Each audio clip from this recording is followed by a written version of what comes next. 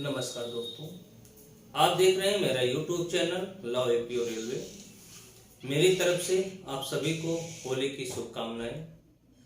पिछला वीडियो जो कल मैंने आपको बताया था लीव के बारे में, आज उसी का लीव का पार्ट 2 है। लीव से संबंधित कुछ ऐसे तथ्य हैं जो कि आपको नहीं समझा पाया मैं, क्योंकि एक ही वीडियो में हर चीज़ समझाना मुश्किल है। जैसे कि मैंने आपको बताया था कि एलएपी, अब एलएपी आपको कितनी मिलती है? 30 मिलती है। 1 जनवरी को 15 और उसके बाद 1 जुलाई को 15। लेकिन यहाँ पर कुछ चीजें ऐसी हैं जो आपको समझनी है, अदरवाइज आपके लिए नुकसान हो जाएगा।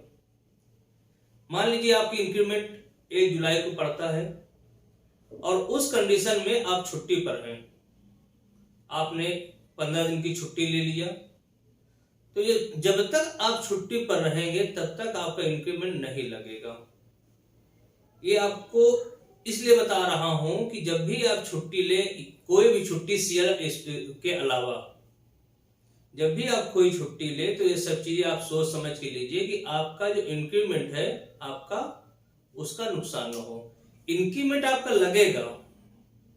मान लीजिए आप 15 जुलाई को ड्यूटी ज्वाइन करते हैं तो इंक्रीमेंट आपको 1 जुलाई को ही लगेगा, लेकिन जो पैसा आपको मिलेगा 15 दिन का, वो जिस दिन ज्वाइन करेंगे उसी दिन से। ऐसा नहीं कि आपको 15 जुलाई से इंक्रीमेंट का डेट हो जाएगा, ऐसा नहीं।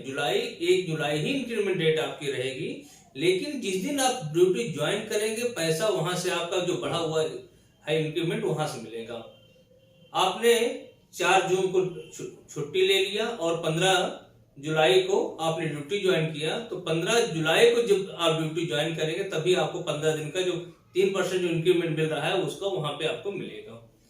उसके अलावा जो भी छुट्टियां इस तरह से हैं, पैटर्निटी, मैटरनिटी, सब कुछ, सब में यही नियम लागू है सीएल को छोड़कर। मैंने आपको इसी तरह से एलएचएपी भी है।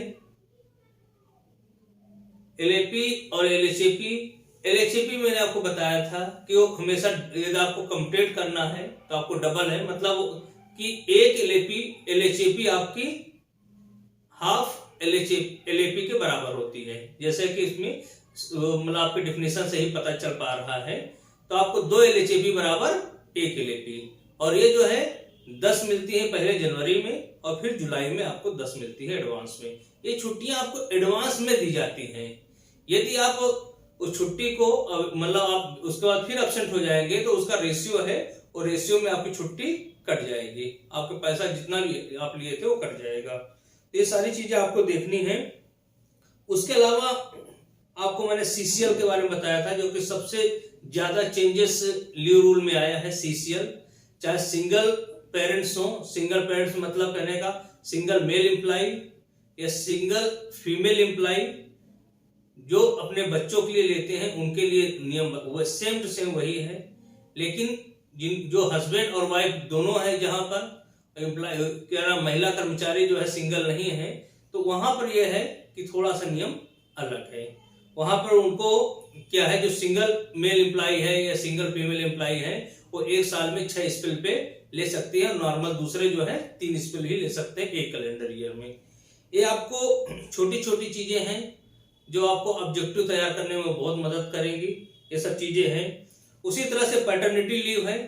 पैटर्निटी लीव आपको एक ही स्पेल में मिलेगी। 15 दिन का मतलब 15 दिन। आप ऐसा नहीं है कि आपने 10 दिन ले लिया बाद में 5 दिन और ले लेंगे अलग से, कभी भी ऐसा नहीं है। उसको एक ही स्पेल में आपको 15 दिन की मिलेगी, एक और ये रिफ्यूज नहीं की जा सकती है। मैटरनिटी लीव महिलाओं के लिए मिलता है और ये जो है मैक्सिमम 180 दिन का मिलता है। उसके अलावा मैटरनिटी लीव में एक चीज और आपको मिलती है महिलाओं को, यदि मिसकैरेज हो जाता है तो उनको लाइफ टाइम पूरे सर्विस में 45 दिन की मिसकैरेज के लिए भी एक छुट्टी मिलती है, और वो भी मेडिकल सर्टिफिकेट के प्रोडक्शन पे मेडिकल सर्टिफिकेट मिलेगा, आप प्रोवाइड कराएंगे तभी। तो ये सारी चीजें आपको छोटी छोटी क्वेश्चन पूछे जाते हैं कि महिलाओं को ये मिसकैरेज हो गया, महिला कर्मचारियों को कितने दिन की मैटरनिटी लीव मिलती है, तो आप बता देंगे कि 45 डेज की। उसी तरह से आपके लिए जो मैंने बताया था एक और रूल जो कि बहुत ही इंपॉर्टेंट है, आपकी hospital leave special disability leave और आपकी जो है special disability leave for injury, इन सबको मिला के एक स्पेशल छुट्टी बना दी गई है, work related illness and injury leave. इसमें भी काफी चेंजेस हैं, ये आपको मैं आपको पढ़ के बता रहा हूं। इसमें क्या है, the authority competent to grant leave में grant work related illness and injury leave hereinafter referred to as WRIIL। WRIIL एक लीव होती है, उसका फुल फॉर्म है work related illness and injury leave. हो सकता है ये आपके ऑब्जेक्टिव में पूछा जाए। To a railway service whether permanent और टेम्परेरी हु सफर इलनेस और injury that is attributable to और aggravate in the performance of her or his officially duty or in consequence of her or his officially position subject to the provide contained rule 521 of these rule on the following condition। मतलब कहने का चाहे महिला हो या पुरुष है, दोनों पे लागू है। सबसे पहला क्या है, full pay and allowances shall be granted to all employ during the entire period of hospitalization on account of मतलब जब तक कर्मचारी हॉस्पिटल पे रहेगा तब तक उसको फुल पे और अलाउंसेस मिलते रहेंगे। जब तक कर्मचारी हॉस्पिटल में रहेगा तब तक मिलेगा, और उसके बाद ऐसी भी कंडीशन हो सकता है कर्मचारी को हॉस्पिटल से वो डिस्चार्ज कर दिया जाए लेकिन वो नौकरी पे नहीं जा सकता है। उस कंडीशन में कहा गया है कि यदि आरपीएफ या आरपीएसएफ का एम्प्लॉय नहीं है तो उनके लिए क्या गया है कि 6 महीने तक जैसे हॉस्पिटल निकलता है उसको 6 महीने के बाद उसको 6 महीने तक फुल पे मिलेगी, और उसके बाद फिर जो है 12 महीने तक उसको हाफ मिलेगी। और यदि हाफ को कर्मचारी चाहता है कि उसको कम्यूटेट करवाएंगे तो जो हाफ जो है वो कर्मचारी की अपनी एलएचएपी कटेगी।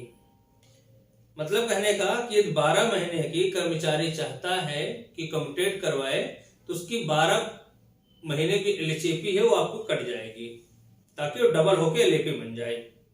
यदि ऑफिसर है आरपीएसएफ का तो उनके लिए है full pay and allowances for 6 month immediately following the hospitalization and full pay after only for the next 24 month. यदि आरपीएफ के हैं तो उनको 6 महीने तक फुल मिलेगा और उसके बाद भी फुल मिलेगा उनको नेक्स्ट 24 मंथ तक फुल पे। मतलब कहने का पहले 6 महीने तक उनको फुल पे और अलाउंसेस मिलेंगे और उसके बाद 24 महीने तक क्या मिलेगा, सिर्फ फुल पे में अलाउंसेस नहीं मिलेंगे। ये यहाँ पर समझने वाली बात है। तीसरे नंबर एक बोला गया कि यदि ऑफिसर है आरपीएसएफ के या आरपीएफ के तो उनको जो है ऑफिसर नहीं है other than officer rank officer तो उनके लिए कोई लिमिट नहीं है, उनको फुल पे एंड अलाउंसेस मिलते रहेंगे। In case of a person who is workman compensation act 1923 applies the amount of leave salary payable under WRIIL shall be reduced by the amount of. यदि कर्मचारी को WC act के अंतर्गत कर्मचारी govern हो रहा है तो ये जो लीव सैलरी मिली है उसको वो पैसा WC एक्ट पे जो मिलेगा कंपनसेशन उसमें से कम हो जाएगा। जो पैसा अभी आपको मिल रहा है लीव सैलरी के रूप में, आप हॉस्पिटल में एडमिट है या आप हॉस्पिटल के बाद है तो यदि WC के अंतर्गत गवर्न होते जो कंपनसेशन आपको मिलेगा वो पैसा इसमें से कम हो जाएगा जो कंपनसेशन। और उसके अलावा एक चीज और है इसमें कि नो लीव ऑन एवरेज पे और लीव ऑन हाफ एवरेज पे shall be credited during the period that employee is on WRIIL।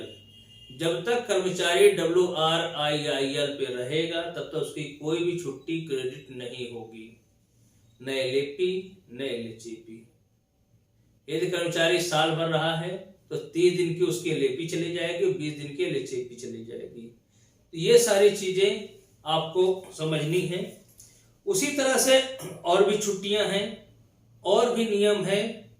मैंने आपको बताया कि क्वारंटाइन लीव थी जो कि बंद हो गई, लेकिन उसके अलावा अभी आपको जो कोविड की वजह से आया है नियम कि स्पेशल सीएल देनी है। कोई कर्मचारी गवर्नमेंट रूल के तहत या वो कोविड पॉजिटिव हो जाता है या गवर्नमेंट रूल ऐसा है जिसकी वजह से वो ड्यूटी पे नहीं आ रहा है, किसी संपर्क में आया है, तो उसके लिए बोला गया कि मैक्सिमम 30 दिन मैक्सिमम 30 दिन वो स्पेशल सीएल उसको मिल सकती है। मैक्सिमम 30 दिन, ऐसा नहीं है कि आप 15 दिन अभी मिल गए, फिर 15 दिन मिल गए, उसके बाद फिर किसी के संपर्क में आ गए, फिर 15 दिन, ऐसा नहीं है। आपको एक मतलब मैक्सिमम 30 दिन आपको स्पेशल सीएल मिलेगी इस कंडीशन में, कोविड की वजह से। बहुत लोग लॉकडाउन में फंस गए थे, उनके लिए भी यही नियम है। मैक्सिमम 30 दिन का गवर्नमेंट ने बोला था कि ये रूल आया था कि 30 दिन के लिए उनको पेमेंट देनी है, उसके अलावा जो भी है उसकी छुट्टी लगेगी। तो वो सारी चीजें हैं आपको पढ़नी है। Special leave connected to inquiry of sexual harassment. Sexual harassment की जब इंक्वायरी होती है उस समय भी जो है, जो महिला रहती है, यदि उसको ऐसा लगता है या कमेटी डिसाइड कर दे तो कमेटी उनको 90 दिन की उनकी छुट्टी स्पेशल मिल जाती है। उसके लिए उसकी अपनी छुट्टी नहीं कटेगी। ये 90 दिन की आपको किसके तहत मिल जाएगी? Sexual harassment of women at work place prevention prohibition and redressal act 2013। ये जो कमेटी के ऊपर डिसाइड करता है, कमेटी ने क्या वास्तव उसको जरूरत है या नहीं है महिला कर्मचारी को, उसके लिए है। तो इस तरह बहुत सारी चीजें हैं आपकी छुट्टी के बारे में। आप ये जो सर्कुलर है या आपको मैंने बोला था उसको आप पढ़िए। और कैजुअल लीव मैंने बोला था, कैजुअल लीव आपकी छुट्टी नहीं है, उसको छुट्टी की श्रेणी में मत मानिएगा। जैसे कि आपने पैटर्निटी लीव लिया 15 दिन की, अब आपको जरूरत और है, कभी कोई ऐसी कंडीशन आ जाती है फैमिली में कि 15 दिन में आपको नहीं कहीं और दिक्कत आ गई, तो आप उसको एलएपी या एलएचपी के साथ उसको आगे बढ़वा सकते हैं। यदि आपने सीएल लेके पैटर्निटी ली हो तो नहीं ले सकते हैं, वो आपकी पूरी एलएपी ही काउंट हो जाएगी। तो इस कंडीशन में आप पैटर्निटी लीव के साथ सीएल नहीं ले सकते हैं। ये समझ लीजिए सीएल के साथ सिर्फ सीएल होगी, एनएच होगा, रेस्ट होगा, जबकि पैटर्निटी लीव एलएपी के साथ कंटिन्यूअस में ली जा सकती है, एलएचपी के साथ कंटिन्यूअस ली जा सकती है। तो सारी चीजें आपको, ये जो नियम है आईआरसी वॉल्यूम 1 के चैप्टर 5 मैंने आपको समझाया। इसके अलावा आपको कुछ नहीं समझ में आता है तो आप मेरे वीडियो पे कमेंट्स करिएगा, मैं आप लोगों को जरूर बताऊंगा किसी भी छुट्टी के बारे में, या उनके समझ नहीं आ रहा है आप उसको उसके बारे में। और स्टडी लीव के बारे में आपको अलग से बताऊंगा। मैंने बोला कि स्टडी लीव अलग है, उसके लिए अलग से मुझे एक वीडियो बनाना पड़ेगा, ठीक है। मेरे हिसाब से आपको समझ में आ गया होगा। और इसी साथ आप लोगों को पुनः मैं होली की हार्दिक शुभकामनाएं देते हुए ये वीडियो मैं बंद कर रहा हूं। धन्यवाद।